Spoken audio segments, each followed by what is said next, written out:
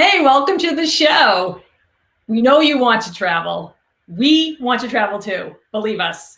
Until that day that we can all get out there safely and comfortably and feeling good about it, we'll continue to bring you amazing destinations from the comfort of your kitchen or your bathroom or your bedroom, wherever you are, I don't care. So tonight we head to my favorite destination, Italy, with Laney Sachs from Ortensia Blu Italian Adventures. So stick around. I'm Janine Queenan, and you have found your way to Janine and Amy's Travel TV Live. And we're glad you're here. Of course, we're always glad you're here. But before we really get started, I have to introduce my co-host, my friend, the one, the only, Amy Coffin-Rylahan. Amy. That was a hell of an introduction. Thank you, Ethel. No, you're Lucy. Which one am I this week? Am I Lucy or am I Ethel? You know what? You can be Lucy today. I can be Lucy today. I got the hair for it, for sure. That's for sure, because I've been camping for 4 days. So happy Thursday, everybody. And my dear, dear, dear, darling friend, Laney, I'm so glad to see your beautiful face. And of course, my sidekick, or her sidekick. We're never really sure, but we're sidekicks together, my dear friend, Janine. So cheers to everybody and to surviving another week in 2020. Isn't that the truth? Absolutely. So, I was just going to say, so Laney, we ask every one of our guests, this is the very first question we ask, is when we are through this nonsense of 2020 and we are able to travel again, what will be your first destination that you'll want to go? What do you think? My first destination without a doubt is Italy. And honestly, this year, 2020 is probably going to be the first year, and I don't know how long that I won't go unless something happens by the end of the year. Yeah. That's sad. No. But I'm sure you have seen so many amazing things. And like I said, so anyone who knows me knows that Italy is really my favorite destination. I've had the chance to go a bunch of times, but I really feel like I've just barely scratched the surface of it. I mean, I feel like every time I go, there's something new, something magical. So I'm so excited to hear about all your secret spots and all the places you bring people, because I know that you bring groups. And so I'm dying to hear how that happens. But Italy is so different. All the regions are different. So where do you want to start? Like if someone was going for the first time, where would you tell them to go? Well, okay, so yeah, Italy is really big. It's 20 regions, and each one is, you could consider it like a different state, but even more different than that. I do think that when people go, they do need to see Venice, Florence, Rome. I mean, honestly, those are iconic world capitals that you do need to see. Having said that, though, that I probably didn't see Rome until maybe my, I don't know, 4th or 5th trip. But I do think those are the 3 places you should go. And then from there, there are so many places to go. I mean, there's Tuscany, which is beautiful. I will say that, Americans that we all sort of want to go, or we hear from clients, I'm sure you hear the same, Rome, Florence, Venice, Tuscany, Amalfi Coast, Lake Como. That's sort of, where people go. And then when people go a few more times, they go to some other parts.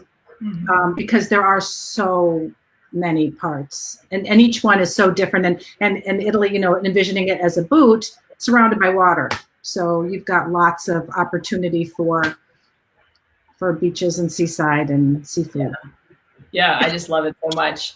So I'd like to say Jane West says hello, Laney. Oh, Jane came with me on 2 trips.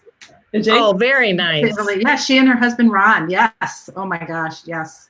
So if you're watching and you have a question about Italy for Laney, please just pop it below and we'll ask her. And then she'll answer it for you. And also maybe you can give us a like, a love. We would love that too.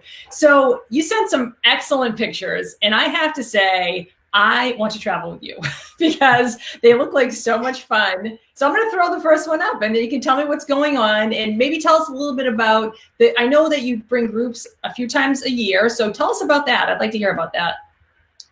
Okay. So yes, I do bring, I plan travel for clients who go on their own, but I do 1 to 2 trips a year.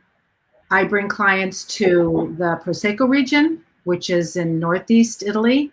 I bring clients to the Lake Garda region, which is sort of in the more central north part, and also to Sicily. So, and then I also last year had it was a private group for 10 women in celebration of a milestone birthday, and they were all friends, and that was so much fun. So anyway, this picture here, okay, because we're telling the stories. So this picture is from our Prosecco trip, and when we are on our Prosecco trip, obviously we drink a lot of Prosecco, but we also drink Grappa, because while we are there, we visit the town of Bassano del Grappa, which is where Grappa is from. So when we go to Grappa, Bassano del Grappa, we go to the Poli Grappa Distillery. And the Poli Grappa Distillery has been owned by the same family, the Poli family, since the late 1800s. And after we have this really wonderful tour, and they tell us all about Grappa, and Grappa, just so people know, is made from the skins of the grapes. So, you know, nothing is wasted here, and it's distilled sort of like a brandy is. Anyway, after we have a really wonderful tour, we hear about the history, they take us through, show us the process, they let us loose in their tasting room, and they have all the different grappas, all the different liqueurs, all the different everything set up all around, and we're just there to have fun. So this picture is after that, and they had some pictures outside, like cutouts of Jacopo Poli, who is now the son who was running the company. And this was so that I don't know if you can see in that picture, there's cutouts of him. So everyone was sort of having fun with our group photo, keeping him in it. So that's right. You guys dug into the Grappa a little bit too, but that's fun though. Yeah. So you go to the Prosecco region. Is that an unusual place to go? I mean, do a lot of people go there, or is it kind of off the beaten path a little bit? You know, for us, it would be off the beaten path. It is it's only about an hour northwest of Venice. So you would fly into Venice and you could go from there. For clients to go, it's a great day trip or 2 days. So if you're in Venice staying in Venice for a few days, you could, have a car drive you up there and you go visit absolutely spectacular, stunning, gorgeous countryside. And you could, see where Prosecco is made. There's fabulous restaurants. You're out in the vineyards, and the Prosecco Hills are now a UNESCO World Heritage Site. So no kidding. 100%, yeah, it's 100% protected. And it is definitely, if you have time and you're going to Venice, plan a day or two to go up there. Is there a special food that they pair Prosecco with? Is there anything traditionally that they like to eat, or is it just all the deliciousness? That's it. Well, there is Prosecco is really considered an aperitivo. An aperitif, you would drink it normally before. You would drink it. Also, you drink it in a spritz with other things mixed with it. It now has become more of a cocktail thing. It wouldn't be typically drunk like we would drink wine with a meal. The foods up there, wow. Lots of, it's probably more of a, technically, really, it's more rice than pasta. Pasta is more Southern Italy than Northern Italy. Obviously, they still, have it. There's some dishes that are more, there's a type of pasta actually that's from that town of Bassano. It's called bigoli, and it's like just a long pasta, but it's thick. It's a thick pasta, and that's served with a duck sauce, and that's sort of one of the traditional dishes there. Great. So Carmen is watching from Marwood, Indiana. Do you know Carmen? Or she just come by to say hello? No. Well, hi, hey, Carmen. How are you? Thanks for joining us tonight. That's awesome. So I'm going to throw a picture in that might be controversial, but I'm doing it anyway. Tell us about this, baby. So this is La Fontana delle Tette, which is the fountain of the tits. Sorry, and it's in Treviso, which is it's up in that region, in that region of Italy as well. And the story with the fountain is that back in the 16th century, there had been a very serious drought, and after the drought was over, the governor deemed to have a marble statue made that out of one that would flow water. And after it was originally built, all of the following years, when there was a new mayor elected, there would be a big celebration, and white wine would come out of one and red wine would come out of the other. Now, this one is actually just from the 1980s. The original one is like right around the corner behind plexiglass, but it's there. But can I tell you, when I take groups and some of the pictures that the men do with that statue, I couldn't send you those pictures, Janine. No, that just would not go over. Probably not be appropriate. They don't want you to. At the time, they're like, isn't that funny? Then afterwards, they're like, horrified. So let me see. I'll throw this one up now. This is another group picture. So where is this? Do you do like a lot of hiking and things like that, or what are you guys doing? Everyone's very excited. This is Mount Etna in Sicily. And our Sicily trip is a little bit longer. It's 10 days because Sicily, is a pretty big island. When we go to on the Prosecco trip, we stay in one hotel and we do day trips, and that's a week. This for Sicily, it's 10 days, and we travel around because we go all, not all around the entire island, but we cover a lot of it. So Mount Etna is towards the end, and on that day we did go for a hike with a guide. And we, I don't like to have boring group photos of, when I'm with people, let's do something, I just stand there and go, let's make it fun. Let's do something. Right. And sometimes, the groups just arrange themselves, I don't have to say anything, but the one on Mount Etna, it was, okay, everybody, 1, 2, 3, jump. And we jumped. And what's funny about that picture is we also have our bus drivers in it. Are the bus drivers right there on the front there? That's Salvo, the front right. Oh, no kidding! Yeah, and then we have all the way on the left is our guide, Vittorio, and then the tallest, the highest one jumping. Yeah, that's our photographer, Ellis. Oh my God! Actually, he had a friend that was with him videoing us. He took the picture, but yeah, So you have a guide with you the whole time? Is it you have somebody with you? Different guides. So when we are in the Prosecco region, we have some guides. It's a different sort of a trip because we're not seeing sights as much as experiencing the food and the wine, which we do also in Sicily. But Sicily is, we go really deep into Sicily. There's so much history there. There's so much to see. So when we're in Sicily, yes, we have a different guide every day. In the Prosecco, we have guides. Probably pretty much there's somebody every day. Yeah. So this is in Sicily, correct? That's in Sicily too. And that's Valley of the Temples. Wow. And, let's do a conga line in the Valley of the Temples, right? And why not? Why not? That's a must-see thing, right? Absolutely. Yeah, I would think so too. Absolutely. And when you stand there and you're in front of this Greek temple, and there's a few of them, so the Valley of the Temples has, and that's what it is. There's different, and I don't count. I don't know. I'm going to say there's 5.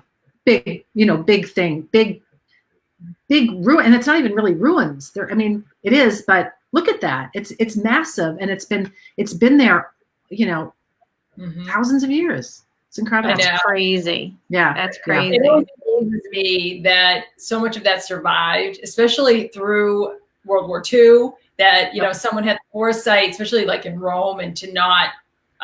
Did they have foresight? I don't even know. Did not bomb the heck out of it, so it still exists. I'm like, thank goodness that somebody I don't know who. Yeah, right. Yeah, there's a beautiful monastery in Italy that was bombed by the Allies because that's where all the Nazis were hiding out. I'm sure you know the story, Laney. And there's a beautiful monastery in Italy that's on top. As you know, may or may not know, Tim is a huge military history buff. So when we're planning our trip, which we're going to go next year, he keeps saying he has to go to this, and forgive me, I don't remember the name of it, but the Allies just bombed the dickens out of it because they had to break through the line in Italy. And but they rebuilt it to be exactly the way it was when the monastery was initially built, which is really cool. And maybe Laney, you know what I'm talking about, but I don't know what you're talking about, but yeah. Totally a military history thing. Samantha loved trying Prosecco with Laney in Northern Samantha. Yes, Samantha and I had some adventure. She did not come on one of the trips, but we traveled together. And we one of the pictures is going to be an adventure that Samantha was with. She'll remember it quite well. But Samantha has been with me a couple of times in Italy. That's so awesome. It seems to me that you do add a lot of food experiences. So I think is this olives? That's olives. Olives. That's olives. You go and you get to sample and see how they harvest, and is that the experience that you put? Yeah. So this is actually near Lake Garda, and I have some friends that have an olive oil mill, olive oil frantoio. So they have. I don't know how many acres. I'm going to go with 15 acres of olive trees. You know, some of them are super, super old.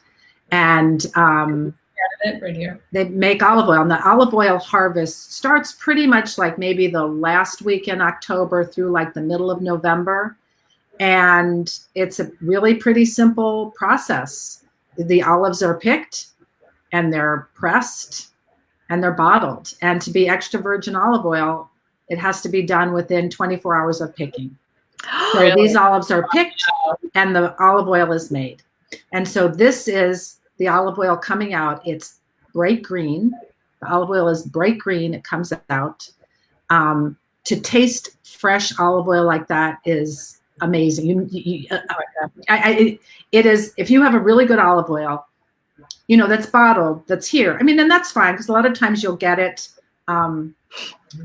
you know, pretty fresh. And olive oil, you always want to eat olive oil, drink it fresh. You don't save olive oil, and a good olive oil is going to have an expiration date on it. And you want to make sure it may have a bottle date on it. If it has the date it was bottled, you have 18 months from that. Right. But if it doesn't have a bottle date, so bottom line is don't buy olive oil that doesn't have a date on it, either a bottle date or an expiration date. Oh my goodness, I had no idea.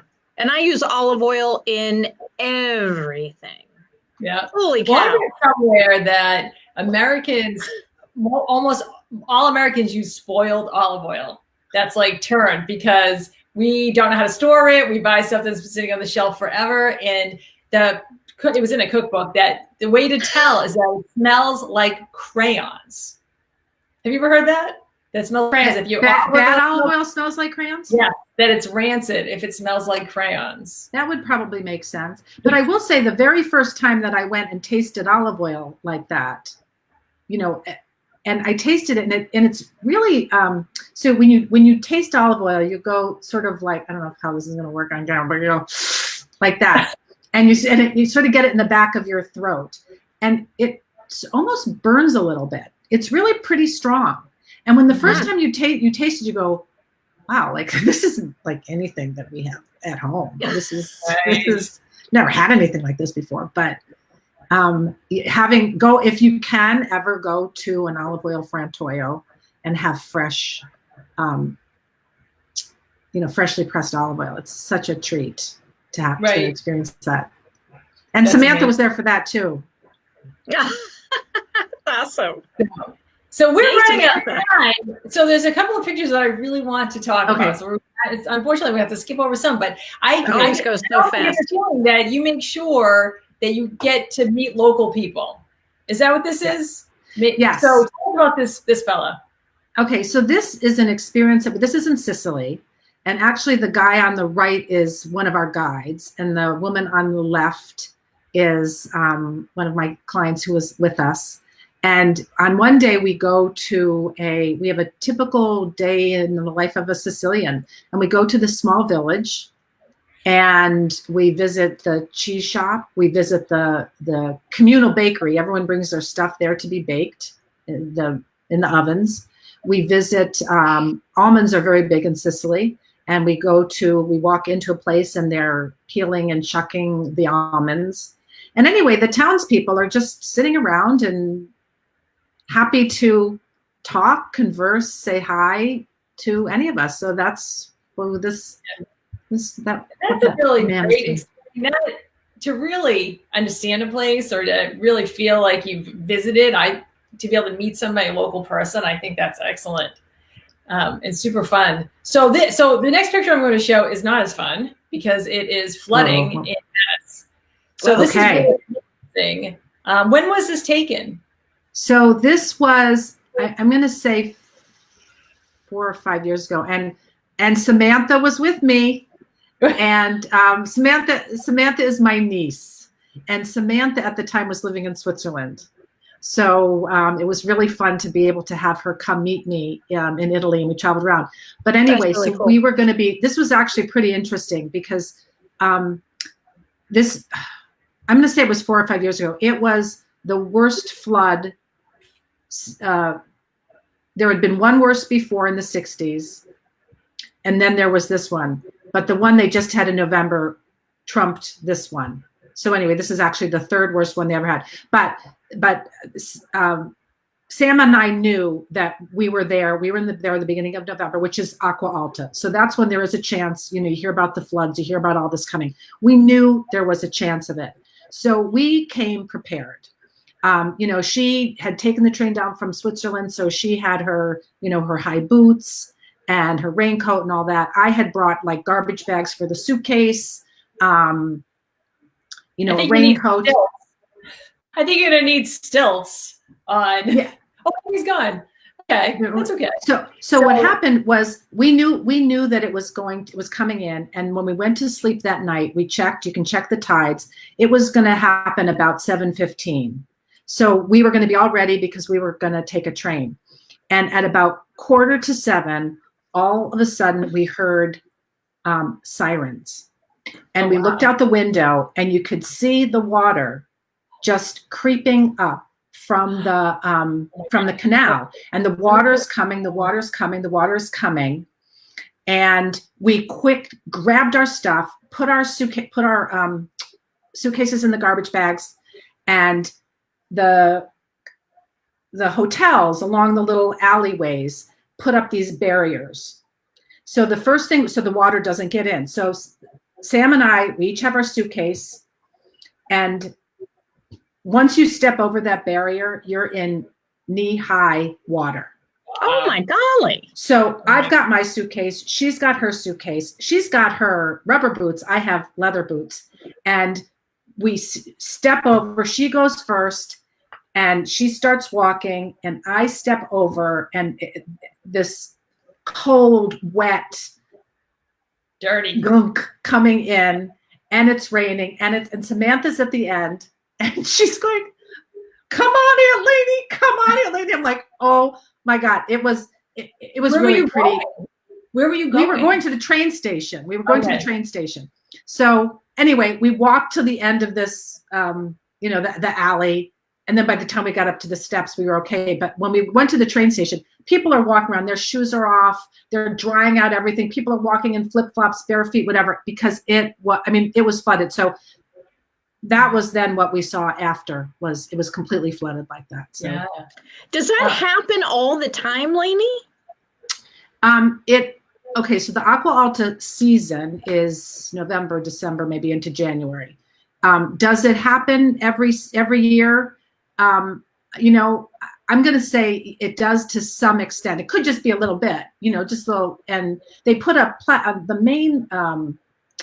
the main parts of Venice, you're walking on platforms, so you're walking up.